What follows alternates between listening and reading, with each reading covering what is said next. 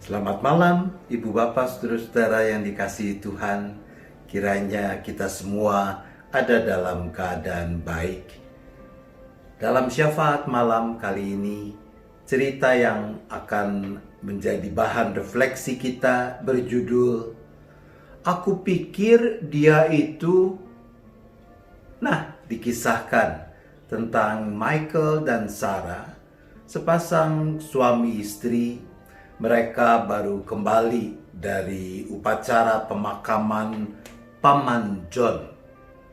Paman John adalah lelaki tua yang tinggal bersama mereka sekitar 10 tahun terakhir itu. Paman John adalah pria tua yang menjengkelkan, sangat menyebalkan. Tidak ada hari yang dilewati tanpa mengomel. Dia tidak pernah berterima kasih untuk apapun. Apa saja perkataan dan ulahnya selalu tidak menyenangkan Michael maupun Sarah. Kehadiran Paman John hampir-hampir memporak-porandakan hidup pernikahan Michael dan Sarah. Setiba di rumah, Michael berkata kepada Sarah, "Akhirnya terbebas juga dari Paman John yang menyebalkan itu. Kalau bukan karena cintaku kepadamu, Sarah, dari kapan-kapan aku sudah mengusir pamanmu itu dari rumah kita." Dengan mata terbelalak, Sarah menjawab, "Pamanku, selama ini aku berpikir dia adalah pamanmu." Oh.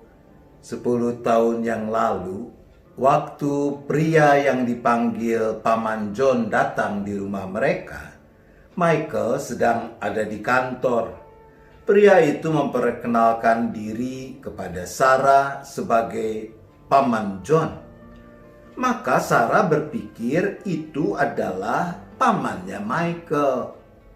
Waktu Michael pulang dari kantor, orang ini juga memperkenalkan diri sebagai Paman John. Dan Michael pun berpikir Paman John adalah pamannya Sarah. Sekalipun kesal, Sarah tidak mau mengotak-atik keberadaan Paman John karena dia berpikir itu adalah pamannya Michael. Dan Sarah tidak mau menyakiti hati Michael. Dia juga bersikap sama. Jadi, ibu bapak, saudara-saudara, bertahun-tahun mereka menanggung penderitaan karena asumsi dalam pikiran masing-masing.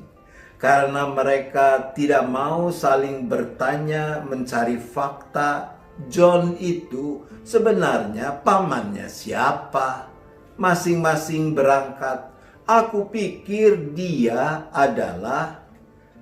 Ibu bapak, saudara-saudaraku, di dalam kenyataan hidup, entah itu di dalam lingkup keluarga, dalam lingkup gereja, dalam lingkup pekerjaan, dalam lingkup masyarakat, selalu bisa muncul persoalan gara-gara orang menjadikan pikirannya sendiri, asumsinya sebagai sesuatu yang objektif. Dan karena itu, tanpa melakukan check and recheck, meyakini asumsi di dalam kepalanya itu sebagai kebenaran.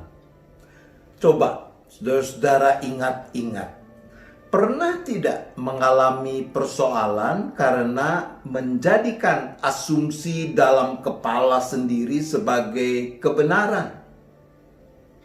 Pernah? Yang sederhana misalnya, seorang suami pulang agak malam. Sampai di rumah ternyata istrinya belum makan.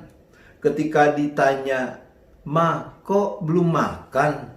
Si istri menjawab, "Aku pikir kamu pulang bawa makanan buat aku." Memang suaminya dewa, tahu apa yang dipikirkan oleh istrinya. Itu asumsi dan bahayanya. kelima anak darah yang bodoh dalam perumpamaan yang diajarkan Yesus, saya kira bersikap seperti itu. Mereka berasumsi bahwa minyak dalam perita mereka cukup.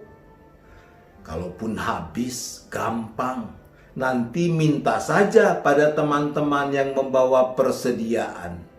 Itu asumsi reka-rekaan yang ada dalam pikiran mereka. Dan kita tahu, akhirnya asumsi itu mencelakakan mereka.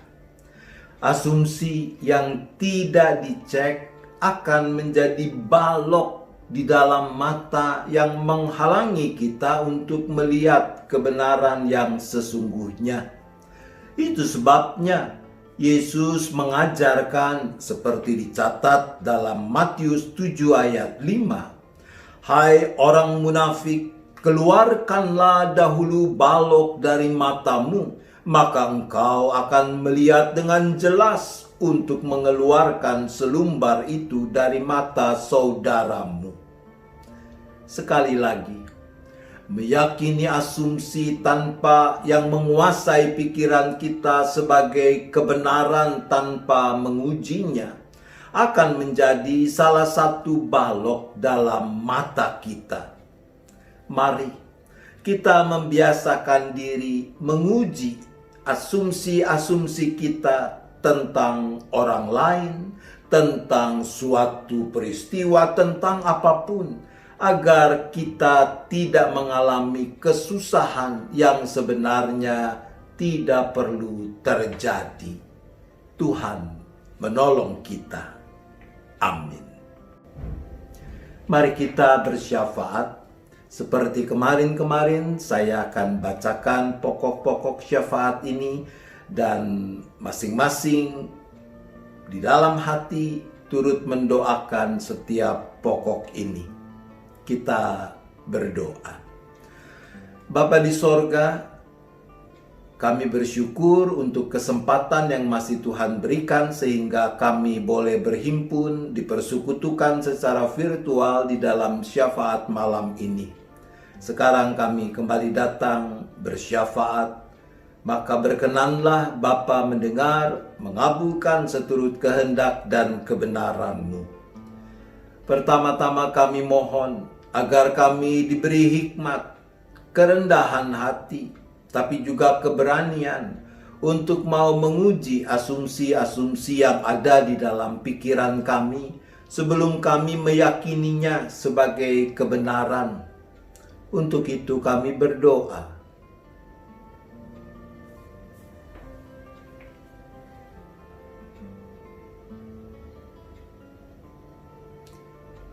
Ya Bapa, kami juga kembali memohonkan perlindungan Tuhan bagi para tenaga medis yang merawat para korban COVID-19 ketika jumlah orang yang positif ternyata masih juga bertambah. Lindungi mereka serta keluarga mereka. Untuk itu kami berdoa.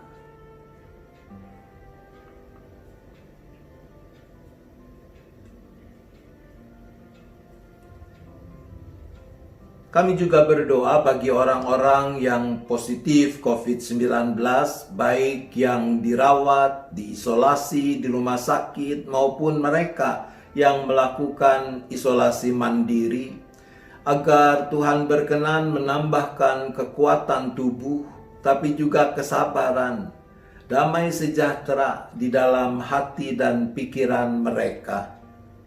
Untuk itu kami berdoa.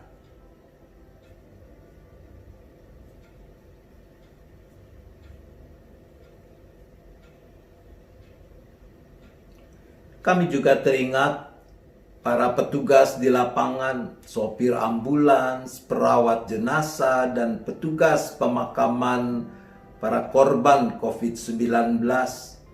Untuk mereka kami berdoa.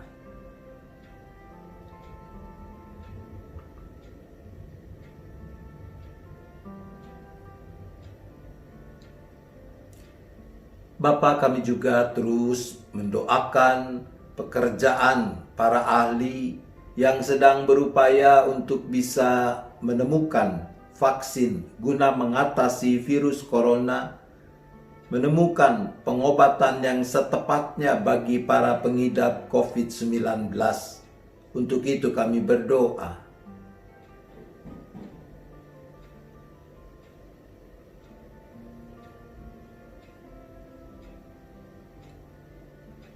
Kalau sebentar kami akan beristirahat, maka di dalam ketidakberdayaan kami, di tengah kegelapan malam, kami menyerahkan lagi seluruh diri kami, keluarga kami satu persatu, ke dalam tangan pengasihan dan pemeliharaan Tuhan.